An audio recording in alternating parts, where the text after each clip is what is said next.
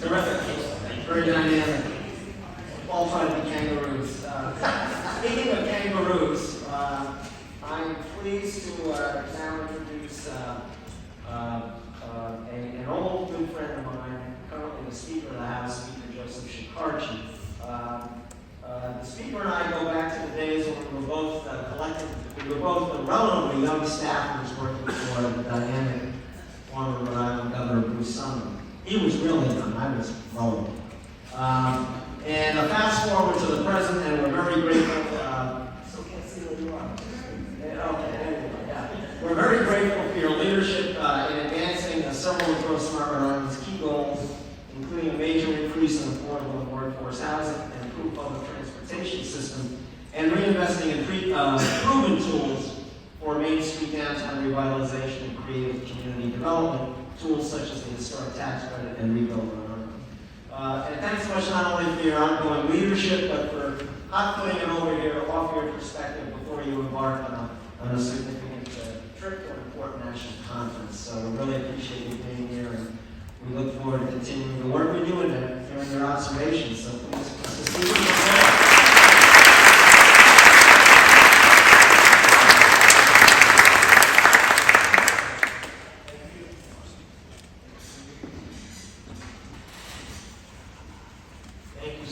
Thank you. Excited to be here. Scott, you look as young as you did in 1990. You haven't changed at all. So first of all, thank you for letting me crash this wonderful event, and I appreciate Scott. I actually was meeting to go. I'm speaking at a speakers conference tomorrow morning. Actually, it starts this evening in DC. And Scott invited me. He said, "Oh, I can't make it, Scott." And I said, "Let me look around. Don't tell the airport corporation I canceled my flight out of Green, and I'll leave this afternoon on a Logan, because I really wanted to come here. I really wanted to speak and say thank you. And I'll be brief and say thank you. This is a great rock star appeal. Of course, I see some of my good friends, Mayor Greville, Mayor Rivera, and of course, my good friend, and the mayor of my hometown, and a dear friend who's done so much about transportation in our city center, Mayor Frank Raposi, who's taken that district that's been there since the 1990s and been dormant until the last 2 years. And it's really through Mayor Raposi's leadership that we're seeing real concrete transit-oriented development in and around not only the airport but the train station. And that just doesn't happen.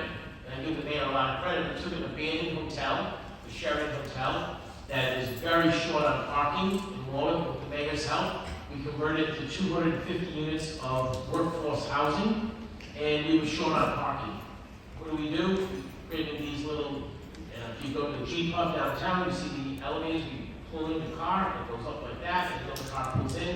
That was the mayor. It's never been done in Warwick. The mayor did that, so we can do that. So mayor's then for your continued efforts. Mayor Greville, Mayor Rivera, the train station is exciting in Kentucky. We look for all the development around there.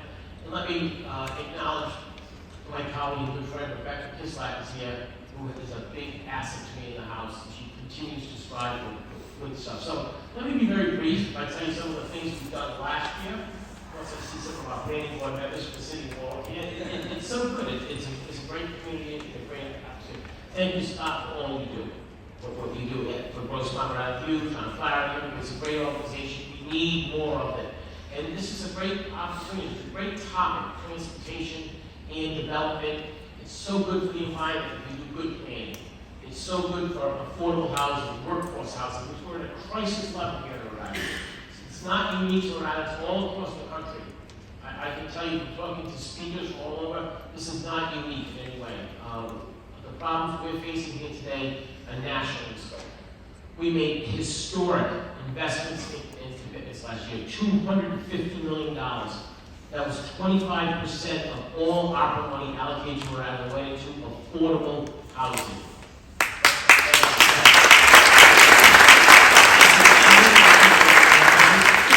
We created a revenue stream of purchases or sales over $800,000, created a permanent revenue stream to fund the Affordable Housing Production Fund, and we jump-started that with an additional $10 million up front. We'll continue to do that. We made investments in homeless. We funded $10 million into Crossroads.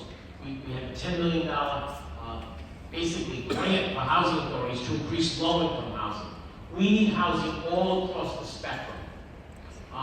In about 2 weeks, I'm going to release a package that House has been working on for over a year. We have 2 great study commissions, Low and Moderate Housing Commission, as well as the Land Use Committee. And we have to start a 3rd commission to look at surplus state property and see how we can for the sole and specific purpose of creating more affordable housing. We're looking creative. Thank you.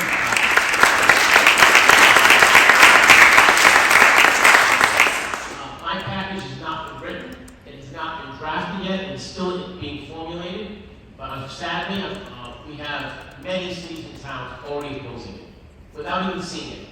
Don't even know what's in it. We've heard certain things and we're afraid. I have resolutions from some of the more rural communities and some not so rural communities who absolutely oppose affordable housing. They don't say it quite like that. I'm paraphrasing it. But we're for affordable housing. We don't have the infrastructure. We don't need any here in Gloucester. We don't need any in Exeter. We don't need any various communities. Doesn't sell with me. Every community has to step up and do their part.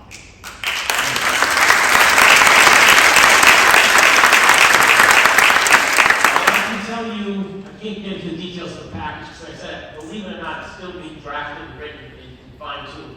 But there will be an incentive in the package for TOD, Transit-Oriented Development. There'll be an incentive to build in and around a train station or a transportation hub. Because it's smart planning. It's what we need. It's good for the environment. We cannot forget that we have an obligation to the next generation of Rhode Islanders to leave a community, a state, better or if not the same. We cannot keep making bad, poor planning decisions. We need to look at what we need today. At the same time, we need to look at what we're doing going forward. It's not easy. I know it's not easy.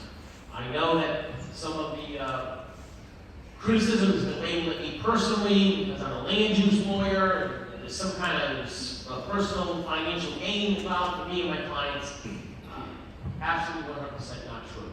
And if it were legal, the media would be all over me because they enjoy that. I stand very comfortable of where I am and how strong I am on this issue. This is too important of an issue to be sidetracked. I see my good friend Mayor Adhesion, I still call him Mayor, and the head of RIPTA for several years. Not an easy job.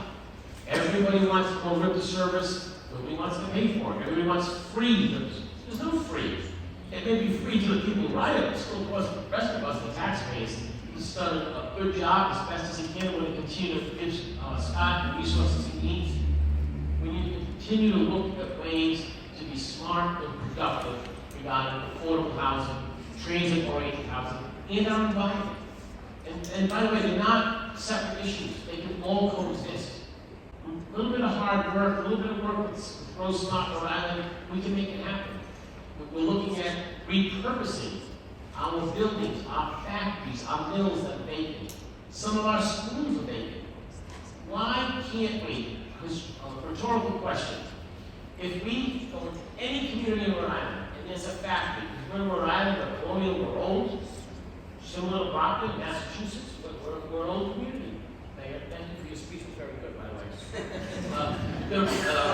way. The reality is, if we have an industrial factory, an industrial use of a factory, why can't we convert that to housing, residential housing, bypassing the need to get local zoning? Because it's okay to have a factory there that has traffic and deliveries and noise and odors and whatever you want to call it the factory does. Let's have housing. Let's continue the old safety codes. Let's meet fire code, safety code. We need landscaping or parking. Let's either get the variances for that or let's meet those requirements. But let's make these impediments, these difficulties, these hurdles easier to obtain so the private sector and sometimes the public sector and sometimes a PPP, a combination of the private-public partnership, make it work. We need to look at this creatively. This package on our committee is not going to solve the problem. It is clearly not. Brenda Clements has worked incredibly hard. There she is. You were here a minute ago. But, and many people, Tom Della, I can go down with this, all. I've had the dream team of Rhode Island advocates, planning experts, land use lawyers, housing advocates, homeless, all volunteer taxpayer time for 2 years. Not one person has asked for or received a dime in state money. And why are they doing that? Because they care and they want to, just a little bit, why are you here? Why are all of you here? Because you care about the issue. You want to make it work. That's a calling. You should all commend yourselves for that and each other. It's not easy, but we have to do it. And if not now, when? And if not us, then who? And I'm not afraid of the criticism, and I'm going to push back. Because the office I'm holding at the moment, it's not mine, it's the office I'm holding at the moment, has a lot of tools at its disposal to get things done, and that's what I'm going to do. Thank you very much.